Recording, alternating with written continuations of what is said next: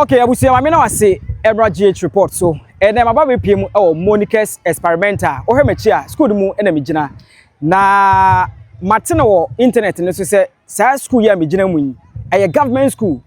but obamu a ye wo from enkra no basic GHS level but none of them na ewo access to toilet facility say oba school na abusia toilet account na oyem account na opese ope ba bi efa abuso yi se enwuram e na wokọ school ye megyina mu nyina no toilet facility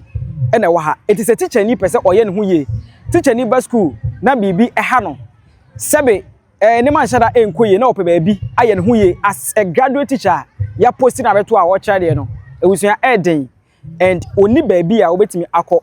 se o asese washroom na se empo teachers e wo washroom a okọ na teacher for kra eni bia how much students in ebenya bie etimi no kasa ide from enkrano to JHS ekwa akopem teacher for headmaster for omu school mu anyina ebusua se ompese omu ye omu hu ya eyiso omukọ bush omu akokoto ayo omu hu ye na wo de ye hwe ene 21st century ne wo yenim se aban ko aban ba ene ma sesa e wo wiase se teacher ni ya posti no se omra mekere ye maade ebe school na sebe onye ba bi obeye hu yi a ebusua na ye koye anase ye bai enti we are just pleading to authorities a omo mampon ha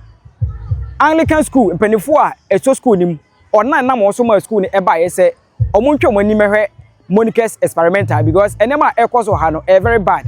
me no ka se enkran eye games na games omo ye no ni nyina yenim se eboa amadaachi bi no ya benya talent a ombetimi aboa oman Ghana but jumadi omudi ne ha no ebusuya dodo na e kan na ofa nwuram ene teacher ni e kan na ofa nwuram enya ade a ese efata and yenim se Asante regional minister Dr. Frank Amakohene wose ade ayo yenim se wo de anytime bia won sa be ka videos bia tiese no eya wutimi ebehwe na oba school no so emwa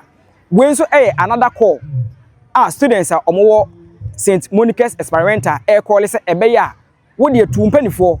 se empokura no se MC anase Asante Mampong mpanifo bi na be mo abo anan ba behwe a ekeni beje ho now the waba behwe the current situation a ewo St. Monicas experimental very bad and even crowd say nso ahase a etoto